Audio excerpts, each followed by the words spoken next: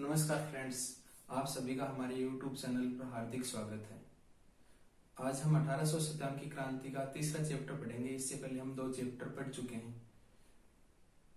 आज हम 1857 की क्रांति क्यों असफल हुई इसके बारे में चर्चा करेंगे। इसके असफलता के बाद में क्या परिणाम आए, इसका स्वरूप क्या था, इन मुद्दों पर चर्चा करेंगे। इससे पहले हमने जो क्रांति का विस्तार पढ़ा था, क्रांति होने का कारण क्या था, कौन कौन से क्षेत्रों में क्रांति हुई, इनको 2 चैप्टरों में पहले कंप्लीट कर चुके हैं।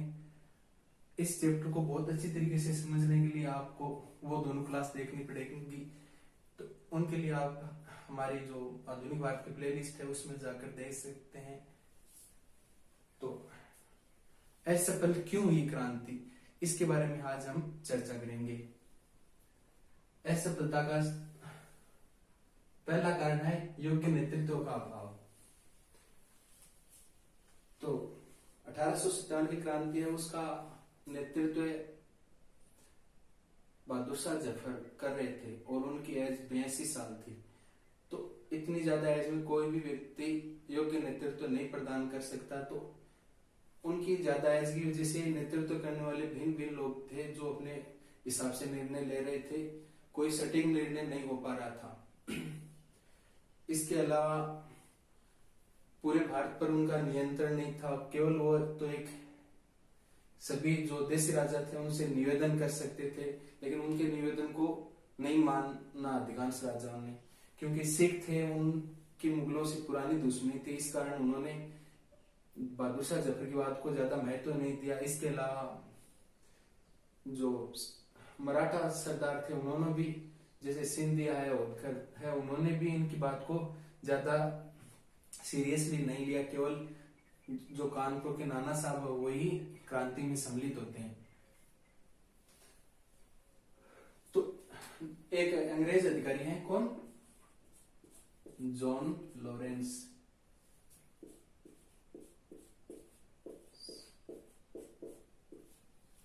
ये जो अंग्रेज अधिकारी है जॉन लॉरेंस कहते हैं अगर एक भी कोई योग्य नेतृत्व देने वाला व्यक्ति होता भारत में तो हमें भारत छोड़कर बहुत जल्दी जाना पड़ता, हमारी हार निश्चित थी।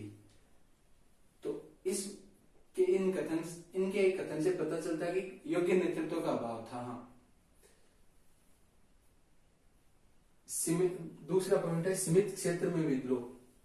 तो हम देखते हैं कि दक्षिण भारत में इस विद्रोह का कोई असर नहीं रहता है। केवल उत्तर भारत के राज्यों में ही 1857 की क्रांति होती है। मुख्य रूप से बंगाल है, अवध है, दिल्ली है, राजस्थान के कुछ भागों में इस क्रांति का असर रहता है। तो हम कह सकते हैं कि दक्षिण के राज्यों में बिल्कुल भी इसका कोई असर नहीं दिखा। इस कारण सीमित क्षेत्र में होने के कारण ये क्रांति सफल नहीं हुई। अगला पॉइंट है संसाधनों की कमी। अंग्रेजों के पास तो बहुत ज्यादा आधुनिक संसाधन थे, भारतीयों के पास न तो आधुनिक हथियार थे न आधुनिक तकनीकी थी। अंग्रेजों के पास तकनीकी भी थी, आधुनिक हथियार थे। आधुनिक हथियारों की बात करें तो नाना साहब एक बात बोलते हैं कि नीली टोपी वाली बंदूक तो चलने से पहले ही मार देती है। तो वो कोई उस समय नहीं आई होगी और नाना साहब को ऐसा लग रहा होगा कि चलने से पहले ही मार रही है, गोली इतनी तेज लगती है और बहुत जल्दी आदमी की मृत्यु हो जाती है। तो नाना साहब ने कहा कि नीली टोपी वाली बंदूक तो चलने से पहले ही व्यक्ति को मार देती है। इसके अलावा देखो डलहौजी, उसके टाइम में क्या होता है, डाक व्यवस्था है, डाक है, तार है, रेल है, इनका बहुत ज्यादा विकास हुआ। रेल 1853 में सर्वप्रथम डलहौजी के टाइम में चलती है और जो तार है वो भी डलहौजी के टाइम में भारत में लाइन बिछाई जाती है, तार लाइन। तो ये तार व्यवस्था है, इसके बारे में उसमें लंदन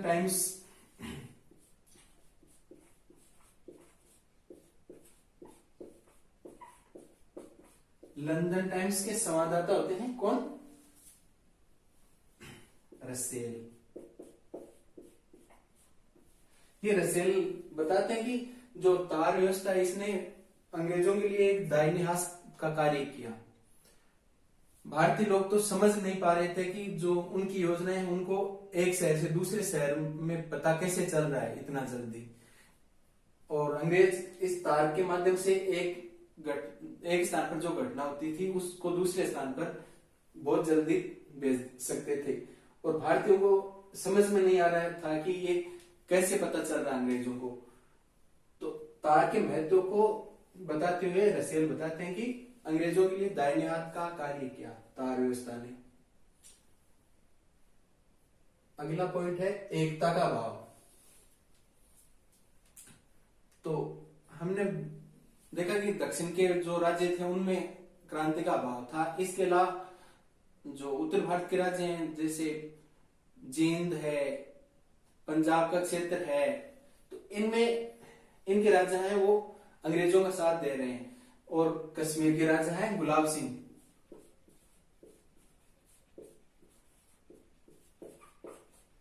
वो तो अपने राज्य में क्या ऑर्डर दे देते हैं कि अगर कोई क्रांतिकारी कश्मीर के क्षेत्र में प्रवेश करे तो उसको गोली मार दी जाए। तो उत्तर भारत के राज्य भी अंग्रेजों का सहयोग कर रहे थे। इसके अलावा दक्षिण भारत के राज्य तो अंग्रेजों का सहयोग कर रहे थे। होलकर है, सिंधिया है। अंग्रेजों ने कहा कि लॉर्ड कैनिंग ने कहा कि अगर सिंधिया विद्रोहियों के साथ हो जाता तो हमें भारत छोड़कर बहुत जल्दी जाना पड़ता।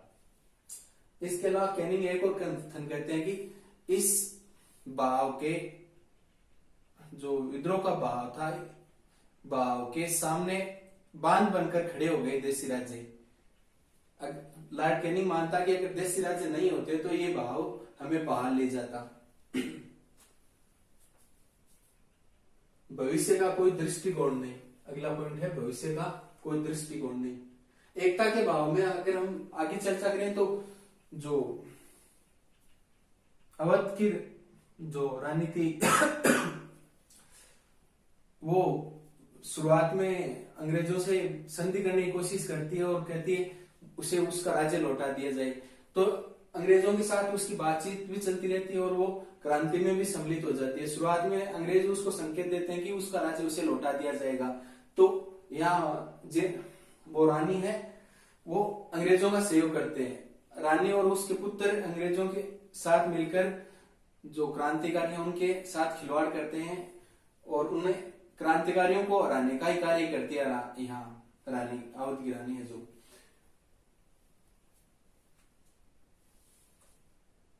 भविष्य का कोई दृष्टिकोण नहीं। वीडी सावरकर है ना,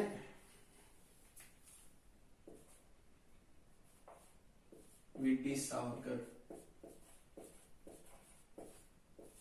सावरकर कहते हैं कि अगर क्रांतिकारियों के सामने एक बहुत ही अच्छा मतलब कोई लक्ष्य होता तो उस लक्ष्य को प्राप्त करने के लिए क्रांतिकारी जी जान लगा देते। लेकिन वीडी सावरकर ने माना कि क्रांतिकारियों के सामने कोई भी ऐसा लक्ष्य नहीं था जिसको प्राप्त करके खुशी हो सके। दिशाहीन, लक्ष्यहीन एक क्रांति कह सकते हैं हम इसको। कोई लक्ष्य नहीं था, लक्ष्य केवल इतना ही था अंग्रेजों का विरोध करना। अंग्रेज जाने के बाद भारत की क्या दशा और दिशा होगी ये तय नहीं था। इस कारण ये यहाँ एक क्रांति है सफल होती है। शिक्षित और बुद्धिजीवी वर्ग का असहयोग। तो शिक्षित और बुद्धिजीवी वर्ग है वो बिल्कुल भी 1857 की क्रांति से अपने आप को अलग रखता है और बिल्कुल भी सहयोग नहीं करता है। चाहे वो हिंदू धर्म का हो चाहे मुस्लिम धर्म का हो, शिक्षित लोग यहाँ अपने आप को अलग रखते हैं। हम जैसे वो फ्रांस की क्रांति देख लो, रूस की क्रांति देख लो, सभी क्रांतियों में बुद्धिजीवी वर्ग ने अहम भूमिका निभाई है। और भारत में यहाँ देखें तो बुद्धिजीवी वर्ग है वो क्रांति में असहयोग करता है। कोई भी जो बुद्धिजीवी या शिक्षित लोग हैं वो क्रांति में सहयोग नहीं करते। समय से पूर्व शुरू हो जाना। तो हमने पिछले चैप्टर में पढ़ा था कि क्रांति की तारीख क्या होती है। क्रांति की तारीख होती है 31 मई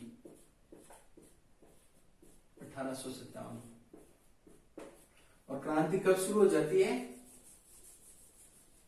क्रांति शुरू हो जाती है 10 मई 1857। मेरिट शामिल से।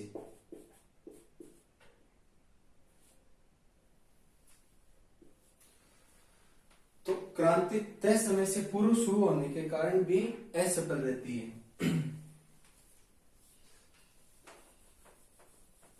क्योंकि समय पर अगर एक साथ पूरे भारत में शुरू होती तो अंग्रेज इसे रोक पाने में सक्षम नहीं होते। लेकिन एक जगह कभी तो एक जगह कभी, इस कारण अंग्रेजों को आंदोलन दबाने का समय मिल गया। उस समय की परिस्थितियां भी ऐसी थी कि उस समय क्रीमिया का युद्ध चल रहा था, चीन में अफीम का युद्ध चल रहा था। तो जो अफीम का युद्ध चल रहा था उसमें चाइना के लोग वो आ चुके थे, तो वहां के सैनिक यहाँ आ गए, और क्रीमिया के युद्ध में रूस आ चुका था। तो उस युद्ध में जो लड़ रहे थे वो सैनिक भी भारत में क्रांति को दबाने के लिए आ गए। तो यहाँ अंग्रेजों के पास सैनिकों की काफी वृद्धि हो जाती है। बाद में देखेंगे विद्रोह का स्वरूप क्या था। तो इसमें अलग अलग विचारधारा रखने वाले लोग होते हैं। जो अंग्रेज अधिकारी या इतिहासकार होते हैं वो इनको सैनिक विद्रोह मानते हैं, जबकि भारतीय लोग हैं वो इसको प्रथम स्वतंत्रता संग्राम मानते हैं। और कुछ लोग ऐसे हैं जो भारतीय लोग भी हैं वो इसे सैनिक विद्रोह मानते हैं। कुछ अंग्रेज अधिकारी या इतिहासकार इसे स्वतंत्रता संग्राम की संज्ञा देते हैं। तो सबके बारे में हम डिटेल से चर्चा करेंगे। तो सबसे पहले सभ्यता और बर्बरता के बीच संघर्ष, टी.आर. होम्स। यहां से ये कथन देके इनका नाम पूछा जा सकता है, डायरेक्ट प्रश्न बन सकता है यहां से। तो सभ्यता और बर्बरता के बीच, तो होम्स है उन्होंने कहा कि भारतीय लोग बड़े बेरहम और बर्बर थे। उन्होंने अंग्रेजों को बहुत ज्यादा बेरहमी से काट डाला। तो हमने पिछले अध्याय में पढ़ा था कि जो कानपुर में नाना साहब हैं वो कत्लेआम का आदेश दे देते हैं, और कत्लेआम एक स्थान को था, कल पढ़ा था हमने बीबीगढ़।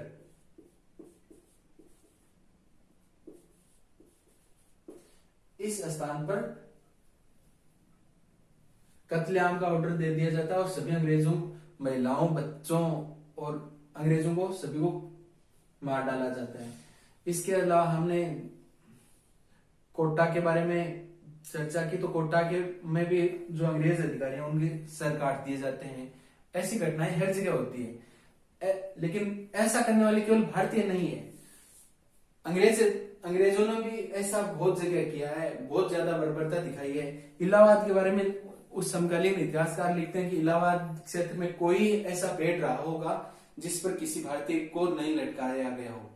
इलाहाबाद के सार्वजनिक जगहों पर ही जो भारतीय क्रांतिकारी थे उनको फांसी दे दी जाती है।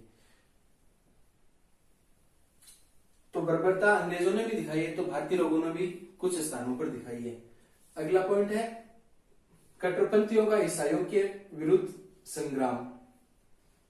तो ये मानने वाले कौन है? L.E.R. रीच। L.E.R. रीच इसे कट्टरपंथी, धार्मिक रूप से कट्टरपंथी लोगों का ईसाइयों के विरुद्ध संग्राम मानते हैं। और हिंदू मुस्लिम लोगों का षड्यंत्र, ये मानने वाले होते हैं जेम्स आउट्रम और W. टेलर। इन लोगों का मानना होता है कि जो मुस्लिम लोग हैं इनका षड्यंत्र है, किसके प्रति? अंग्रेजों के प्रति। तो इनका यहाँ मानना क्यों काफी सही भी है, क्योंकि जो मुस्लिम लोग थे वो अपनी सत्ता प्राप्त करना, जो मुस्लिम लोगों का जो पूर्व का गौरव था वो पुनः प्राप्त करना चाहते थे ना, वो बहादुर शाह जफर के नेतृत्व में। लेकिन 100% इनका भी कथन सही नहीं मान सकते हम। अगला कथन है श्वेत और काली जातियों के मध्य संघर्ष, जॉन विलियम के। इन्होंने ऐसा माना कि काली और गोरी जातियों के बीच ये संघर्ष था, लेकिन इनका कथन तो हम बिल्कुल भी सही नहीं मान सकते। काले और गोरे लोगों का युद्ध नहीं कह सकते हम इसको, ये अधिकारों का युद्ध था। जो भारतीय लोग थे वो अपने अधिकार के लिए लड़ रहे थे। ये सैनिक विद्रोह से अधिक था, लेकिन राष्ट्रीय स्वतंत्रता संग्राम से कम था। स्टेनले वुलपर्ट इनका मानना है कि सैनिक विद्रोह से तो ज्यादा था, लेकिन राष्ट्रीय स्वतंत्रता संग्राम से कम था। इनका कथन हम सही मान सकते हैं, क्योंकि शुरू तो ये एक सैनिक विद्रोह के रूप में शुरू होता है, लेकिन कई जगह ये जन विद्रोह भी हो जाता है। जैसे अवध का क्षेत्र है, कोटा का क्षेत्र है, तो इन जगह आम जनता क्रांति के क्षेत्र में भाग लेती है। अगला कथन देखते हैं, प्रथम स्वतंत्रता संग्राम वीडी सावरकर। वीडी सावरकर 1907 में ऐसा सोचना, मतलब जब 50 साल हो जाते हैं क्रांति को, तो ऐसा मानते हैं कि ये स्वतंत्रता संग्राम प्रथम स्वतंत्रता संग्राम था, और इस बारे में वो किताब भी निकालते हैं। और यहाँ इनका प्रथम स्वतंत्रता संग्राम के रूप में प्रचारित करने का लक्ष्य होता कि भारतीय लोगों को अपने अधिकारों के प्रति जागरूक किया जाए, उन्हें कैसे भी करके जो राष्ट्रीय हित है उनके महत्व को समझाया जाए, और उन्हें बताया जाए कि आज से 50 साल पहले भी अंग्रेजों को निकालने के लिए राष्ट्रीय स्तर पर क्रांति हो चुकी थी, वैसे अब भी हम कर सकते हैं। भारतीय लोगों को जागरूक करना इनका लक्ष्य होता है। तो वीडी सावरकर का आपको बहुत इजी है, लेकिन ये कथन ध्यान में रखना होगा, क्योंकि काफी महत्वपूर्ण कथन है इनका। प्रथम स्वतंत्रता संग्राम करने वाले केवल वीडी सावरकर ही पहले व्यक्ति है। राष्ट्रीय विद्रोह बेंजामिन डिज़रायली।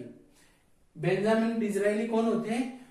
उस समय ब्रिटिश संसद में विपक्ष के नेता होते हैं, और 27 जुलाई को जो इस मुद्दे पर बहस हो रही थी, तो अपने 3 घंटा के संबोधन में ये बोलते हैं कि ये राष्ट्रीय विद्रोह था, सैनिक विद्रोह नहीं मान सकते। तो इनकी बात भी काफी हद तक सही है कि अगर सैनिक विद्रोह था तो सैनिक छावनियों को भंग कर दिया जा सकता था, जिससे ये खत्म हो सकता था, लेकिन उससे ज्यादा था। और राष्ट्रीय विद्रोह बताने का इनका एक कारण ये भी है कि ये विपक्ष के नेता हैं, तो विपक्ष का जो भी नेता होगा, कहीं भी हो, चाहे भारत में हो, चाहे कहीं इंग्लैंड में हो, चाहे अमेरिका में हो, वो तो सरकार की आलोचना करने का अपना कर्तव्य निभाएगा। तो इनका कथन भी बहुत ज्यादा महत्वपूर्ण होता है। राष्ट्रीय विद्रोह बताने वाले एकमात्र व्यक्ति हैं बेंजामिन डिज़रायली, और ये बाद में इंग्लैंड के प्रधानमंत्री भी बनते हैं। अगला कथन है, स्वतंत्रता राष्ट्रीय स्वतंत्रता के लिए सुनियोजित संग्राम एवं राष्ट्रीय विद्रोह था। ये इतिहासकार होते हैं, आजादी के बाद लिखते हैं एक किताब अपनी, उसमें बताते हैं कि ये राष्ट्रीय स्वतंत्रता के लिए सुनियोजित संग्राम और राष्ट्रीय विद्रोह था। जन विद्रोह जॉन ब्रूस नॉर्टन। अब जैसे भारतीय लोगों ने भी इसको सैनिक विद्रोह कहा, वैसे कुछ अंग्रेज लोगों ने इसको जन विद्रोह, राष्ट्रीय विद्रोह ऐसे शब्दों से संबोधित किया है। अगला कथन, ये काफी महत्वपूर्ण कथन है, बड़े एग्जामों में अक्सर पूछा जाता है। तथाकथित प्रथम राष्ट्रीय संग्राम न तो पहला था, न ही राष्ट्रीय था, तथा न ही स्वतंत्रता संग्राम था। आरसी मजूमदार ने कहा ऐसा। आरसी मजूमदार को स्वतंत्रता प्राप्त करने के बाद भारत का राष्ट्रीय इतिहास लिखने के लिए बुलाया जाता है, और लिखते हैं तो शुरुआत में ही भारत सरकार और आरसी मजूमदार के बीच बात नहीं बनती है। आरसी मजूमदार अपनी किताब में कुछ ऐसी बातें लिख देते हैं जिससे वो सरकार को पसंद नहीं आती, और बाद में आरसी मजूमदार इस पद से अपने आप को अलग कर लेते हैं। यहाँ आरसी मजूमदार का पूरा नाम रमेश चंद्र मजूमदार है, तो आपको दोनों यहाँ याद रखने होंगे, रमेश चंद्र मजूमदार और आरसी मजूमदार एक ही है। अगला कथन है एस एन सेन का, धर्म की रक्षा के लिए शुरू हुआ था, शीघ्र ही स्वतंत्रता संग्राम का रूप ले लिया। एस एन सेन का पूरा नाम है सुरेंद्र नाथ सेन, तो आप यहाँ भी पूरा नाम याद रखें, सुरेंद्र नाथ सेन, और एस एन सेन भी याद रखें। तो इन्होंने कहा कि धर्म की रक्षा के लिए शुरू हुआ था, लेकिन शीघ्र ही स्वतंत्रता संग्राम का रूप ले लिया। तो हमने पढ़ा था कि जो क्रांति शुरू होने का तात्कालीन कारण चर्बी वाला कारतूस था। तो सुअर की चर्बी होने के कारण तो मुस्लिम लोगों का धर्म भ्रष्ट हो रहा था, और उस गाय की चर्बी होने के कारण हिंदू लोगों का धर्म भ्रष्ट हो रहा था।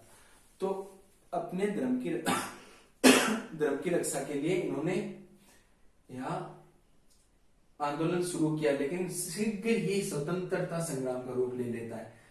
लेकिन साथ में एस एन सेन ये भी कहते हैं कि ये राष्ट्रीय विद्रोह नहीं था, क्योंकि राष्ट्रीय विद्रोह होने का मतलब ही नहीं, क्योंकि उस समय तक कोई राष्ट्रीय भावना भारत में नहीं थी। राष्ट्र केवल जो देश राज्य थे, छोटे छोटे राज्य थे, वही अपने आप में सब राष्ट्र थे। तो यहाँ स्वतंत्रता संग्राम तो बताते हैं, लेकिन अंग्रेजों से स्वतंत्रता प्राप्त करने की बात कहते हैं एस एन सेन। ये केवल अंग्रेजों से स्वतंत्रता प्राप्त करने का ही विद्रोह था, न कि राष्ट्रीय विद्रोह। अगला कथन है कार्ल मार्क्स। कार्ल मार्क्स 1857 की क्रांति शुरू होने से पहले ऐसी कोई संभावना व्यक्त करते हैं कि भारतीय लोगों पर बहुत ज्यादा अत्याचार हो रहे हैं और जल्द ही वहां समाजवादी क्रांति होगी। और यहाँ 1857 में क्रांति हो भी जाती है तो कार्ल मार्क्स कहते हैं ब्रिटिश शासन को उखाड़ फेंकने के लिए भारतीय जनता की क्रांति है। तो यहाँ उन्होंने इससे समाजवादी क्रांति माना कार्ल मार्क्स। कार्ल मार्क्स मूल रूप से जर्मनी के निवासी थे और इनके विचार बहुत ही क्रांतिकारी हुआ करते थे। तो हमेशा ये जेल में ही रहे, उन्होंने पूरा जीवन लगभग जेल में बिताया, इंग्लैंड की जेलों में जीवन बिताया और अनेक पुस्तकें लिखी, जैसे दास कैपिटल इनकी बड़ी फेमस पुस्तक है। अगला कथन देखेंगे सैयद अहमद खान की पुस्तक एहसवाब बगावते हिंद। ये 1857 की क्रांति की देसी भाषाओं या भारतीय भाषाओं में प्रकाशित प्रथम पुस्तक है। तो अगर प्रश्न पूछ लिया जाए कि भारतीय भाषाओं में प्रकाशित 1857 की क्रांति की प्रथम पुस्तक कौन सी है, तो आपका जवाब होगा एहसवाब बगावते हिंद। और ये प्रकाशित कब होती है? 1859 में प्रकाशित होती है। और इस किताब में जो सैयद अहमद खान है वो क्या बताते हैं, इसको केवल सैनिक विद्रोह मानते हैं, क्योंकि यहाँ ये इस पुस्तक में ये बताने का प्रयास करते हैं कि जो आम मुस्लिम लोग हैं उन्होंने क्रांति में भाग नहीं लिया। आम मुस्लिम लोगों का क्रांति से कोई मतलब नहीं था, कोई ताल्लुक नहीं था। वो इनको यहाँ निर्दोष बताने की कोशिश करते हैं और इनका विचार शुरू से मुस्लिम लोगों की और अंग्रेजों की दोस्ती कराने का रहता है विचार। और 1857 की क्रांति के बाद अंग्रेजों का भी ये शुरुआत में तो रवैया मुसलमानों के प्रति सख्त रहता है, लेकिन धीरे धीरे मुस्लिम लोगों के से दोस्ती करने की कोशिश करते हैं अंग्रेज। और बाद में जो फूट और राजद्रोह की नीति के तहत अंग्रेज की मुस्लिम लोगों से दोस्ती हो जाती है और यही यहाँ सैयद अहमद खान का लक्ष्य भी होता है। तो काफी महत्वपूर्ण है इनकी किताब, इनका कथन, और ये उस समकालीन इतिहासकार है। इस दृष्टि से भी इनका कथन और किताब काफी महत्वपूर्ण हो जाता है।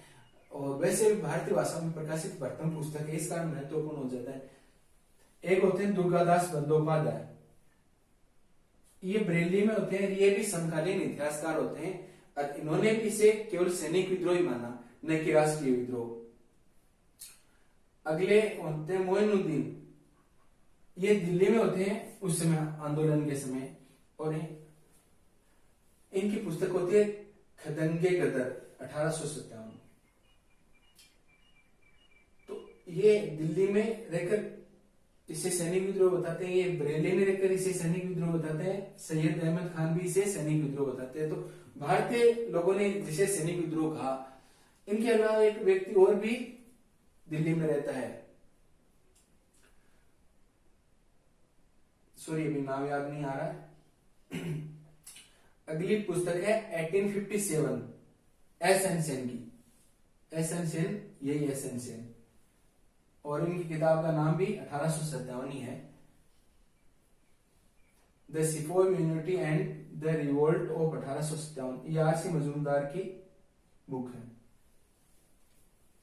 और अगली किताब वीडी सावरकर की है, जो उन्होंने 1857 की क्रांति पर 50 साल पूर्ण होने पर लिखी। और जो वीडी सावरकर की किताब है वो 1909 में प्रकाशित होती है, लेकिन प्रकाशित होने के साथ ही इसे भारत में पूर्ण रूप से बैन कर दिया जाता है।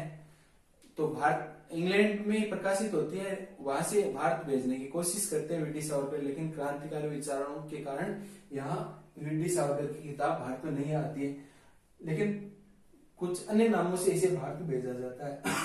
यहाँ से भी प्रश्न पूछ लिया जाता है। Pickwick papers, Scott's papers, Don Quixote नाम से, ये 3-4 नाम है। इन नामों से इस किताब को भारत में भेजा जाता है। इसके बाद हम क्रांति के परिणामों पर चर्चा करेंगे। क्रांति का सीधा परिणाम तो था कि ये असफल हो जाती है, लेकिन असफलता के साथ साथ इसमें कुछ ऐसे रिजल्ट मिलते हैं जो सफल होते हैं। तो जो सफल रिजल्ट होते हैं या असफल रिजल्ट होते हैं उन पर चर्चा करेंगे। देखो, सबसे पहले 1600 ईस्वी में भारत में कंपनी का शासन कंपनी भारत में शासन नहीं, व्यापार करने के लिए परमिशन ले लेती है और 1857 तक कंपनी का भारत पर शासन चलता है। लेकिन 1857 की क्रांति के बाद जो भारत शासन अधिनियम 1858 द्वारा कंपनी शासन को खत्म कर दिया गया। मतलब जो 1858 में भारत शासन अधिनियम आता है उसके द्वारा कंपनी के शासन को समाप्त कर दिया जाता है और क्राउन के द्वारा डायरेक्ट भारत पर शासन किया जाने का प्रावधान कर दिया जाता है। तो सबसे महत्वपूर्ण बात है, जो इतने सालों से भारत पर कंपनी का शासन चल रहा आ रहा था, इसको यहाँ खत्म कर दिया जाता है और डायरेक्ट ब्रिटिश संसद द्वारा या क्राउन के अधीन भारत का शासन कर दिया जाता है। और बोर्ड ऑफ कंट्रोल और कोर्ट ऑफ डायरेक्टर्स को खत्म कर दिया जाता है। तो ये लोग हैं कोर्ट ऑफ डायरेक्टर्स, तो इनका तो कंपनी में हिस्सेदारी थी, तो कंपनी को ही खत्म कर दिया। तो यहाँ इन अब दोनों चीजों की महत्व नहीं रही, बोर्ड ऑफ कंट्रोल और कोर्ट ऑफ डायरेक्टर्स को, और इनको समाप्त करके भारत सचिव का नया पद सृजित किया जाता है यहाँ। और अगला पॉइंट है 1 नवंबर 1858 को कैनिंग ने इलाहाबाद दरबार में रानी विक्टोरिया का संदेश पढ़ा। तो हमने प्रधानमंत्री कौन था उस समय, क्रांति के समय विपक्ष का नेता कौन था, गवर्नर जनरल कौन था इत्यादि तो पढ़े थे। तो उसमें एक नाम आप ये और ऐड कर लेना उसमें ब्रिटेन की महारानी विक्टोरिया थी, क्योंकि यहां से भी प्रश्न पूछा जा सकता कि 1857 की क्रांति के समय उस समय ब्रिटेन की महारानी कौन थी, तो विक्टोरिया थी। और 1 नवंबर को इसी विक्टोरिया का संदेश इलाहाबाद दरबार में कौन पढ़ते, कैनिंग उस समय गवर्नर जनरल थे भारत के। गवर्नर जनरल के पद को गवर्नर जनरल को यहाँ वायसराय की पदवी दी जाती है।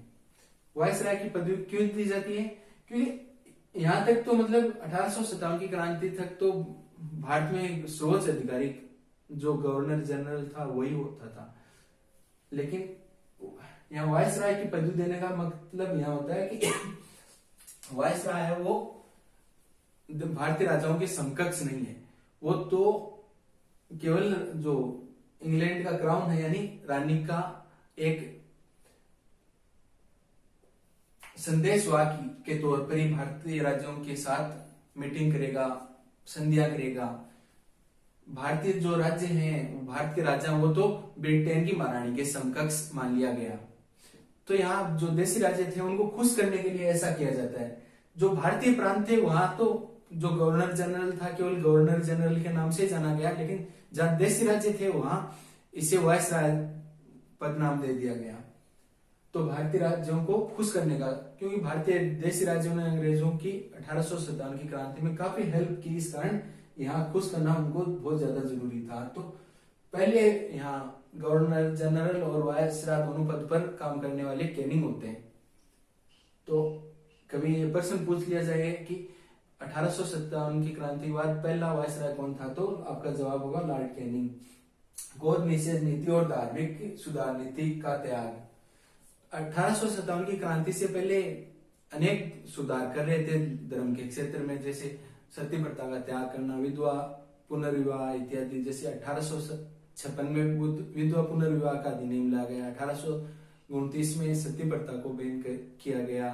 तो ऐसे जो धर्म के मामले थे इनसे अंग्रेजों ने अपने आप को अलग करने का निर्णय लिया 1857 की क्रांति के। और जो लॉर्ड डलहौजी की गोद निषेध नीति थी उसको पूर्ण रूप से त्याग दिया गया। भारतीय देश राज्य थे, उनको गोद लेने की स्वतंत्रता पुनः दे दी गई। पील कमीशन 1861। पील कमीशन सैनिक पुनर्गठन के लिए भेजा गया, और कब भेजा गया? 1861 में। तो क्रांति के समय सैनिकों का वो रेशियो था 5:1 था। क्रांति के समय 5 सैनिक तो भारतीय और 1 सैनिक अंग्रेज। तो सबसे ज्यादा वो क्रांति फैलने का यही कारण रहा, क्योंकि अंग्रेज सैनिक तो बहुत कम थे और भारतीय सैनिक बहुत ज्यादा थे। तो पील कमीशन ने क्या कहा कि इसको घटाकर क्या किया जाए? 2:1 किया जाए। कौन से क्षेत्रों में? जहां क्रांति का असर ज्यादा रहा। जहां क्रांति का असर कम रहा हुआ इसको कर दिया जाए 3:1। जैसे मद्रास का एरिया है और सिखों का एरिया है, तो जहां क्रांति का असर नहीं रहा हुआ तो इसे 3:1 कर दिया जाए, और जहां क्रांति का ज्यादा असर रहा वहां 2:1 कर दिया जाए। 2 भारतीय सैनिक और 1 अंग्रेज सैनिक। क्रांति के पहले मतलब करीब 2,25,000 के आसपास भारतीय सैनिक थे, जिनको घटाकर 1.25 लाख के करीब कर दिया गया क्रांति के बाद, और अंग्रेज सैनिक थे उनको बढ़ा दिया गया। और एक सुझाव देता है कि पील कमीशन गुप्त सुझाव देता है कि जो उच्च जाति के लोग हैं उन्हें सैनिक के रूप में भर्ती न किया जाए। भारतीय समाज के जो मध्यम वर्ग है उसके सैनिकों को यहाँ ज्यादा महत्व दिया जाए। तो इसके क्रांति के बाद जो मध्यम वर्ग है उनके लोगों को सेना में ज्यादा भर्ती किया गया। जो बंगाल की सेना थे, बंगाल सेना के सैनिक थे, उनको जो ब्रिटिश लोग थे उन्होंने उच्च जातीय बाड़े के सैनिक कहा। तो यह उच्च जाति के सैनिकों को सेना से निकाला गया और निम्न मध्यम वर्ग के लोगों को यहां सेना में भर्ती किया गया।